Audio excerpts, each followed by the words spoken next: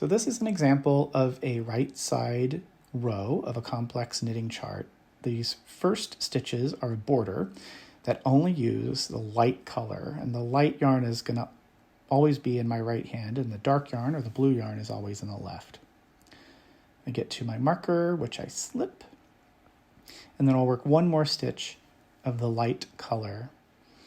And now it's time for the blue yarn to come into play. And so what that means is the yarn I finished using, which is the light one, the old yarn, that one, goes over the yarn I'm about to use, which is the blue, and then it goes back where it came from. So the light yarn always stays to the right, as I said, and that twist there only happens at the beginning of a row when those two yarns meet each other.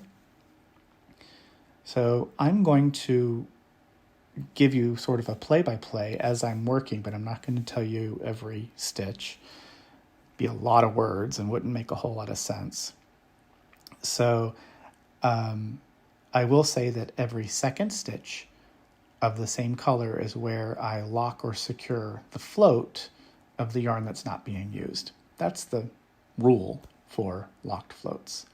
So that is a plain light stitch, and now I'm locking that blue yarn behind.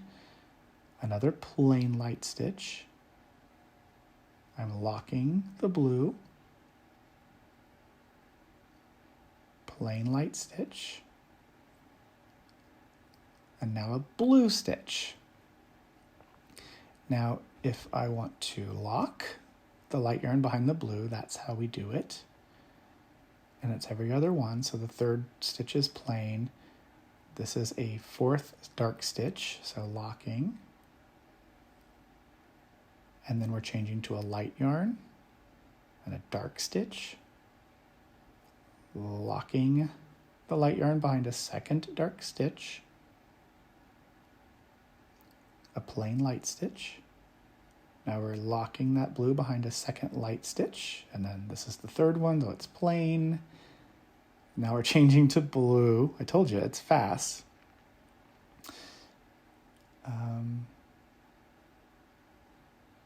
So now I am locking the light yarn behind the second blue stitch.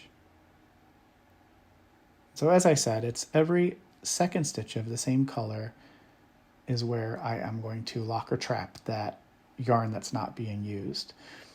And each of these techniques, the individual ones, whether holding yarns, one yarn in each hand, as I do in this video, or continental, which works for working right side rounds generally, or rows, those individual videos are all on my YouTube channel, and you can check those out. In the notes, there's a link to the playlist to see how that works. So the key to this is to just follow the same simple rule throughout the entire project. So I don't worry about what the floats look like on the back of the work. By always following the same rule the entire time, I sometimes get patterns, but they are unintentional patterns on the back or the purl side. So I think that's kind of neat. So there's one dark stitch, locking the light yarn behind the dark stitch.